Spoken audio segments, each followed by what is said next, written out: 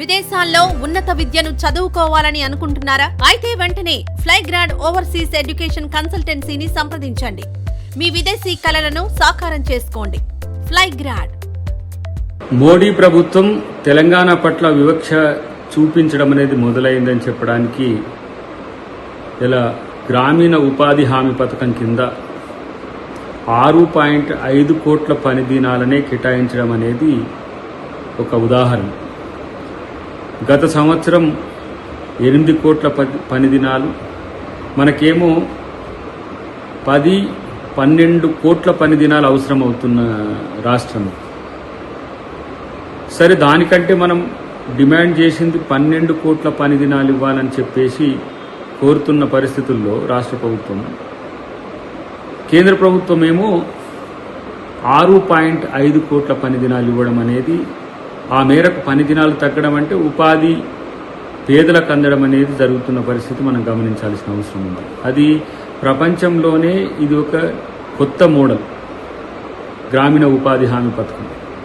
అది కాంగ్రెస్ హయాంలో చాలా పెద్ద ఎత్తున ప్రజలకు అవకాశాలను కల్పించడమే కాకుండా పేదరికాన్ని, బానిసత్వాన్ని రూపుమాపిన పథకంగా ఉన్న పరిస్థితుల్లో దేశం మొత్తంన ఉన్న పనితీరులను తగ్గించడంతో పాటు కాంగ్రెస్ పాలిత రాష్ట్రాల్లో మరింత తగ్గించి ఆ రాష్ట్రాలకు ఆర్థికంగా లేదంటే ఆ ప్రజలకు నష్టం చేకూర్చే విధానం అది మోడీ గారికి మంచి పద్ధతి కాదనేది మా యొక్క ఆలోచన.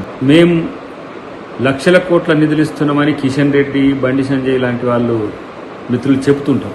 కానీ వాస్తవానికి వచ్చే వరకు పేదలకు అందించే పథకంలోనే ఇలాంటి వివక్ష. మళ్ళా సన్నబియ్యం మేము ఇస్తున్నాము, సన్నబియ్యంలో మా పాత్ర ఉంది, మేమే సన్నబియ్యానికి మోడీ గారే ఇస్తున్నారని ప్రచారం చేసుకోవడానికి ఎక్కడికక్కడికి వాళ్ళకి ఎలాంటి బేసిజాలు ఉండవు.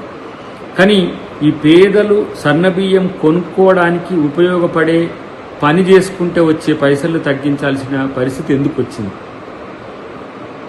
తెలంగాణ ప్రాంతంలో రూరల్ ప్రాంతం, ప్రత్యేకించి ఏజెన్సీ ప్రాంతం కూడా, రూరల్లో ఏజెన్సీ ప్రాంతాలు ఎక్కువ ఉంటున్న పరిస్థితుల్లో మనం మరింత ఎక్కువ పని దినాలను, మేము 12 కోట్ల పని దినాలు తెలంగాణ ప్రభుత్వం రిక్వెస్ట్ పెట్టగా, గతంలో మాదిరిగా 8 కోట్లు, 8.5 కోట్లు లేకపోతే 9 కోట్ల పని దినాలు ఇవ్వడమైనా కూడా ఒక మంచి సానుకూలత ఉన్నట్టు అనుకుంటాం. కానీ దాంట్లో 1.5 కోట్ల పని దినాలను ఇలా పక్కన పెట్టి 6.5 కోట్ల పని దినాలను ఇవ్వడం అనేది ఒక రకంగా ఇక్కడ ఉపాధి కూలీలకు, నిరుపేదలకు ఈరోజు నష్టం జరిగించినట్టుగా భావిస్తున్నాం. కాబట్టి ఇట్లాంటి చర్యలు తీసుకుంటుంది ఏది బీజేపీ ప్రభుత్వం. పేదల పట్ల కమిట్మెంట్కి ఇదే దిక్సూచి, లేదంటే తెలంగాణ పట్ల వాళ్ళకున్న ప్రేమకి ఇది తార్కాణం.